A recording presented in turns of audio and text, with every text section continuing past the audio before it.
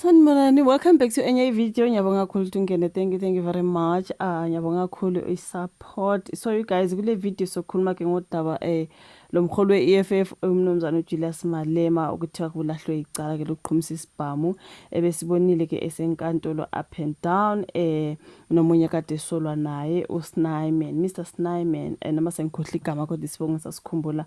So kuthiwa ke ulahlwe icala kuMalema elokuqhumisa isibhamu. You guys, I see abantu abaningi bekhuluma ukuthi yo uJulius Malema uzoya ejele into kanjalo. As for Gayton Mackenzie uGayton Mackenzie ujatshuliswe ukuthi ngoba uJulius Malema kudala embiza ngebhantinti manje uthi manje sesoba amabhantinti sonke manje wena mengahamba nayo ibhantinti akhe umephuma hayi bonke the ex-bantintis into ekanjalo. So kuthiwa umholi we-EFF umnumzana uJulius Malema kulahlwe icala elokuqhumisa isibhamu inkantolo yemantshike yase-East London ithole uMalema ke necala lokwephula imigomo elawula ukuphathwa kwesibhamu. uMalema ubebeka amacala amahlanu elingelokuphatha isibhamu ngaphandle kwemvume, elokuphatha izinhlamvu ngaphandle kwemvume, elokuqhumisa isibhamu esihlangalaleni, elokubeka impilo yabantu engcupheni kanye nelokuhluleka ukugwema ukucekela phansi impahla. So ke manje uTanet Oliver imlahle ngawo wonke lamacala enkantolo izobuye isikhiphe isigwebo. So icala ke lisukela ke esigamekweni esenzeka lapha eMdantsane ngo-2018 ngesikhathi ke kunomgubho ubungaza ke iminyaka emihlanu kwasungulwa ke i-EFF. So kuthiwa ke emva komgubho kwasabalala ivideo ekhombisa uMalema ephethe ke okubukeka njengesibhamu esikhulu ekuqhumisa.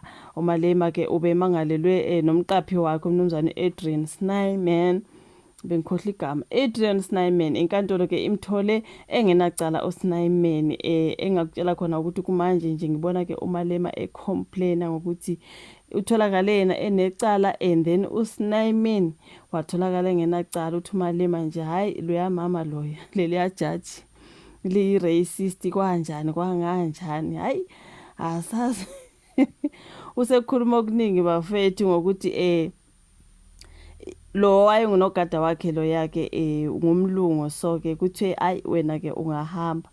Kwase yena uMalema ke kwathiwa wena sikuthola unecala. So this woman is a racist. Yo guys, if you know uMalema lunzima udaba kaMalema. So kuthiwa khona isazosentenswa ke umnumzana uJulius Malema, I think kuthiwa ngoJanuary ka-2026 ilazo sentenswa khona. Hayi asazi bakithi. As for Gayton Mackenzie ambiza ngebhantinti kangaka hayi ngiyakutshela inkulu le ndaba ke you guys. Sizobo lokho sike sivula indlebe namehlo sizwe ukuthi uqhubekane ke ngecala lika Julius Malema njengoba ke supposed to be sentenced ke mntakabawo. So kweke kudlule emhlabeni ke kowayengqongqosha amaphoyisa ke umnumzana ke uNathi Mthethwa kuthiwa kusaphenywa ke kuthiwa iphenywa ke uhulumeni waseFrance ke indaba ke yokufa kwenxusa la kuleli elizinze kuleli yazwe umnumzana ubaba uMthethwa oshone ena-58. So ngokwemibiko yayiphephandaba laseFrance kuthiwa ke yile Parisien, uMthethwa ugcinwe ukubonwa ephila ngomsombuluko. Kukholakala ukuthi uziphonse esitezi sesi-22 which is the 22nd floor ehotela iHyatt eliseParis, kanti ke isidumo sakhe sitholakala izolo. Kuthi unkosikazi wakhe uthola umyalezo obungamniki ukuthula obuvela kubaba uMthethwa ngomsombuluko ebusuku ngokombiko wephephandaba lase-UK iThe Mirror. So ukhulumela umnyango ke wezobudlelwano namazwe omhlaba umnumzana uCrispin Pirute uhulumeni wakuleli udlulisa amazwi enduduzo ke ngokudlula emhlabeni kababa uNathi Mthethwa. So Mthethwa ke ulisebenzele izwe njengoba ke abambe izikhundla ezehlukene okubala kuzo ke esikangqongqoshe wamaphoyisa, ngqongqoshe wezemidlalo, ubuciko namasiko. Ube yilungu ke lebhodi elalihlela ke indebe yomhlaba yebhola ngo-2010. Kuthiwa ke uyisebenzele ke i-ANC. So ungqongqoshe ke wezobudlelwano namazwe omhlaba umnumzana Ronald Lamola uthe akangabazi ukuthi ke akulahlekelwanga kuphela isizwe kodwa nomhlaba jikelele ngokufa kukababa uMthethwa ke indlela afe ngayo iphenywa izikhulu zaseFrance bathi sidlulisa amazwi enduduzo ke emndenini kaMthethwa abangani izihlobo kunjalo ke nozakwabo kushiye emhlabeni unkosikazi wakhe nezingane kwenzeka lokhu nje igama likaMthethwa lisanda kuvela kwikhomishini kaMadlanga ikhomishini wamaphoyisa waKwaZulu-Natal uLieutenant General Nhlanhla Mkhwanazi wathi uMthethwa waphoqa ke owaye kwezobunhloli uInspector General Faith Radebe ukuthi ahoxise amacala ayebekwe owayinhloko yezobunhloli uRichard Mdluli so ikhomishini kaMadlanga ke iphenya izinsolo zokuthi osopolitiki babexambukele emsebenzini wamaphoyisa kuleli futhi besebenzisana nezigebengu so ke ukhulumeli ANC unkosikazi Mahlengi Bhengu uthe bashaqekile ngokuzwa izindaba ke zokudlula kababa uMthethwa uncome iqhaza likaMthethwa wathi ubezinikele ke emhlanganweni nasekusize nabantu usebenzeke ngokuzikhandla eminyangweni ehlukene kahulumeni ulethe izinguquko nobumbano ngesikhathi ke eyilungu lesigungu esiphezulu se-ANC kanjalo ke nasekomitini elibheke ukusebenza kwansuku zonke le-ANC uthe bazomkhumbula kakhulu ngeqhaza nangomlando wakhe ezintweni ezithinta imigomo yenhlangano kanye ke nakwezinye izinhlaka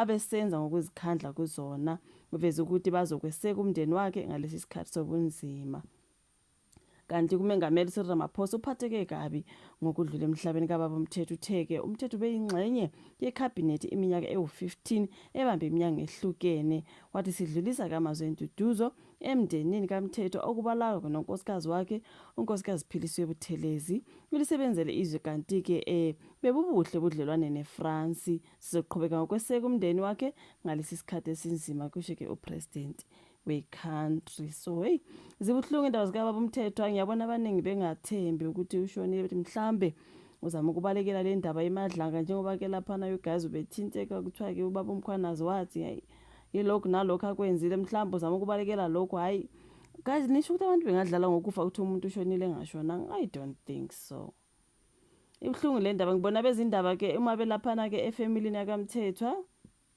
beba interview bebabuza ukuthi bazizwa kanjani ngalezi ndaba bebekhuluma nje ukuthi babone nje on social media sekukhulunywa ababonanga kwa ANC iza into ekanjani mhlambe bebengakafiki besazofika you know what I mean kodwa izindaba yazi manje kunama WhatsApp kuna social media umndeni usheshe uthola izindaba ezimbi ngendlela ka social media okuyindlela wrong kanti ke mhlambe abe ANC bebengakafiki beseza kodwa ke umndeni ukuthi awuthandanga indlela othole ngayo lezi zindaba kubuhlungu kakhulu kwenzekile bafowethu angazi okushiwoyo kuningi bafowethu kugxeka kakhulu udaba lweMadlanga commission abantu bethi hayi ngathi laphiyana ke khona okungahambanga kahle mhlambe khona kade bengafuni ukuthi afike lapha na ayo testify angazi imbono yabantu abanye bethi ushone ngempela aziphonse from the 22nd floor you know so ngizwile umndeni uthi awuzijabulele izinto ezikhulunywa ngomphakathi you know what I mean so yeah akwazi kwanzima bafike ngathi umoya wakho ungaphumula yabonga kakhulu ukuthi ibuka ivideo ungakhohlwa ukuyilike ke nokusubscribe mangaba ka subscribe asiphinde sihlangane kwezayo bye.